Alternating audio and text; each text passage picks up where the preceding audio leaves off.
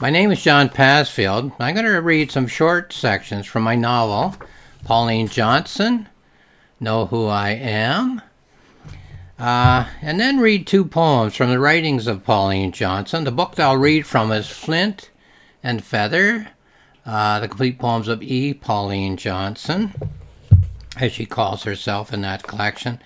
The title of this reading will be Video 18, Pauline's Poems 4. Here's the passage from my novel. The first passage is on page 55. Now a smile at something I've said. Now a tear at the situation of one of my poems. A cry from an Indian wife, for instance. That was a tragic situation. I was only 14 when that happened. A truly tragic situation. My family suffered through it as if we were living there.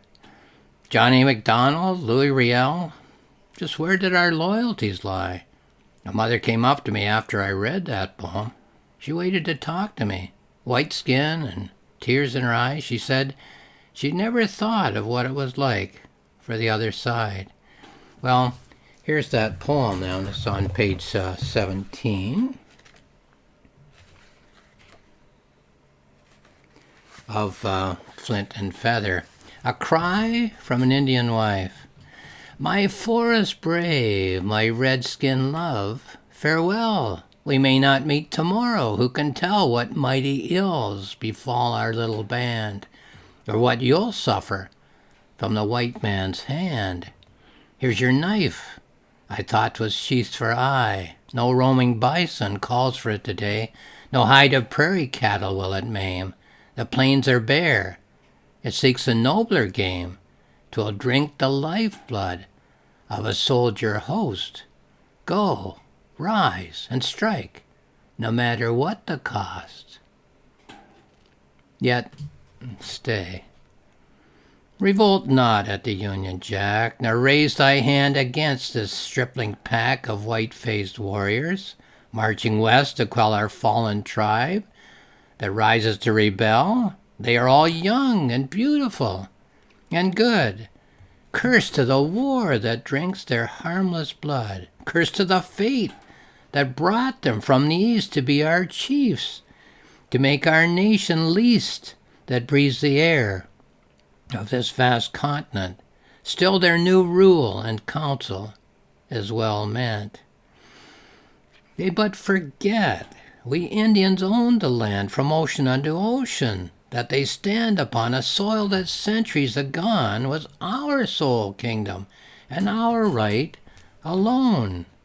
They never think how they would feel today if some great nation came from far away, wresting their country from their helpless braves, giving what they gave us, but wars and graves.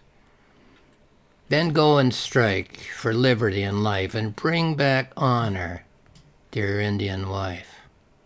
Your wife. Ah, what of that? Who cares for me? Who pities my poor love and agony? What right brave priest prays for your safety here, as prayer is said for every volunteer that swells the ranks that Canada sends out? Who prays for victory for the Indian scout? Who prays for our poor nation lying low? None. Therefore take thy tomahawk and go. My heart may break and burn into its core, but I am strong to bid you go to war. Yet, stay. My heart is not the only one that grieves the loss of husband and of son. Think of the mothers o'er the inland seas. Think of the pale-faced maiden on her knees. One pleads her God to guard some sweet-faced child that marches on towards the northwest wild. The other prays to shield her love from harm, to strengthen his young, proud, uplifted arm. Ah, how her white face quivers thus to think. Your tomahawk, his life's blood, will drink. She never thinks of my wild aching breast, or prays for your dark face, an eagle crest endangered by 1,000 rifle balls. My heart, the target, if my warrior falls. O coward self, I hesitate no more. Go forth, and when the glories of the woe go forth, nor bend to greed of white man's hands. By right, by birth, we Indians own these lands. Though starved, crushed, plundered, lies our nation low. Perhaps the white man's God has willed it so. Okay, that's the first poem I'm going to read. Here's a section from my novel about the second poem. It's found on page 17. Reading Ogisto to an audience wearing my Indian costume on stage. I am Ogisto, the wife of the Mohawk, wife of the man whose arm is iron, wife of the man whose heart is steel, the man who is hated by the Hurons. Think of yourself as in great danger, sitting here on the edge of your chair. Feel the tension in the moment. We are surrounded by Huron braves with no rescue in sight. So Ogisto is found on page 3. This is Ogisto by Pauline Johnson. I am Ogisto. I am she, the wife of him whose name breathes bravery and life and courage to the tribe that calls him chief. I am Ogisto, his white star, and he is land and lake and sky and soul to me. But they hated him, those Huron braves, him who had flung their warriors into graves, him who had crushed them underneath his heel, whose arm was iron and whose heart was steel. To all save me, Ogisto, chosen wife of my great Mohawk, white star of his life. But they hated him and counseled long with subtle witchcraft how to work him wrong, how to avenge their dead and strike him where his pride was highest and his fame most fair. Their hearts grew weak as women at his name. They dared no warpath, since my Mohawk came with ashen bow and flint and arrowhead to pierce their craven bodies. But their dead must be avenged. They dared not walk in day and meet his deadly tomahawk. They dared not face his fearless scalping knife. So then they thought of me, his wife. Oh, evil, evil face of them that sent with evil Huron speech. Would I consent to take of wealth, be queen of all their tribe? Have wampum ermine back I flung the bribe into their teeth and said, while I have life, know this, Ogisto is the Mohawk's wife. Well, how we struggled, but their arms were strong. They flung me on their pony's back with thong round ankle, wrist, and shoulder, then uplift the one I hated most. As he swept over my misery, and sneering said, thus, fair Ogisto, we avenge our dead. And we two rode as a sea wind chased, I bound with buckskin to his hated waist, he sneering, laughing, jeering, while he lashed the horse to foam, and on we dashed, plunging through creek and river, bush and trail. On we galloped like a northern gale. At last his distant Huron fires aflame we saw, and nearer still we came. I, bound behind him in the captive's place, scarcely could see the outline of his face. I smiled and laid my cheek against his back. Loose thou my hands, I said, this pace let's slack. Forget we now that thou and I are foes. I like thee well, and wish to clasp thee close. I like the courage of thine eye and brow. I like thee better than my Mohawk now. He cut the cords. We ceased our maddening haste. I wound my arms about his tawny waist. My hand crept up the buckskin of his belt. His knife hilt in my burning palm I felt. One hand caressed his cheek, the other drew the weapon softly. I love you, I whispered. I love you as my life. And buried in his back, his scalping knife. Ha! How I rode as a sea wind chased, mad with sudden freedom, mad with haste, back to my Mohawk and my home. I lashed that horse to foam, as on and on I dashed, plunging through creek and river, bush and trail. On I galloped like a northern gale. And then my distant Mohawk fires of flame I saw, as nearer still I came, my hands all wet, stained with a life's red dye. But pure my soul, pure as those stars on high, my Mohawk's pure white star, Ogisto, still am I. And that's the poem Ogisto. So, both poems are poems of racial conflict. Both poems are presented at the level of everyday participants in societal affairs. In the first poem, a young wife's mind swings back and forth between two poles of thought. In responding to the poem, it's interesting to consider that Pauline Johnson is a member of both races that she is presenting in the poem. The young wife, who's a member of only one of those races, begins by proudly sending her husband to battle against foes of another race.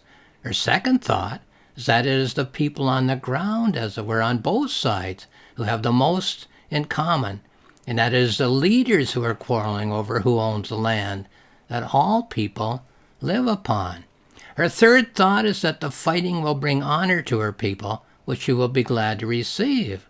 But then her fourth thought is that the same scenario is being undergone by people on the other side of the conflict. She then settles on the element that is common to both sides in the societal conflict: the mothers, the wives, and the children, all of whom will suffer as one common tribe of interest. The final movement of the two-poled thought is that her warriors should go out and fight, because although she sees all mothers, wives, and children as a common tribe, those on the other side do not.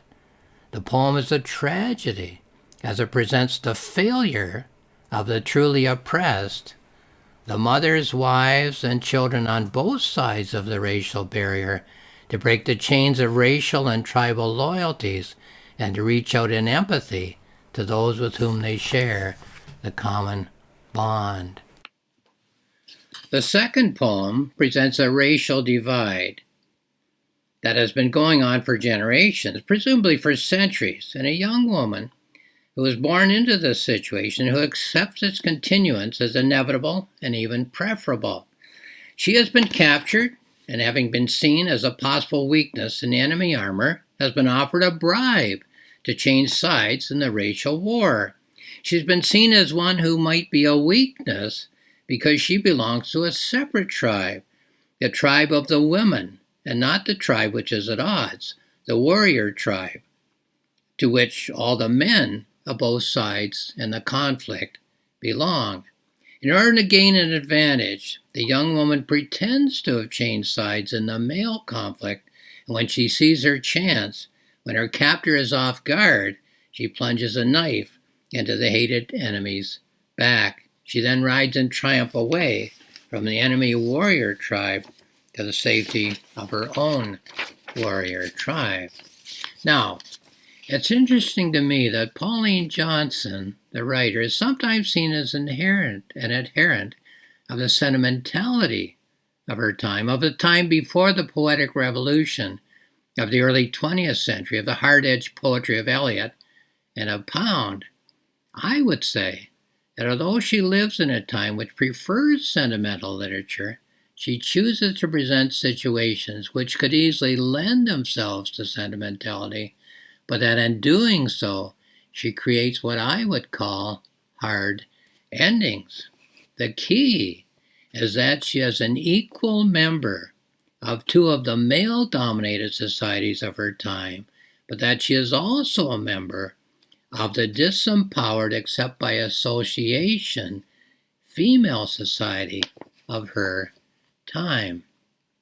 The story in each of these poems, whose topic is racism, Aboriginal white male racism, and Aboriginal male racism, is presented as a tragedy.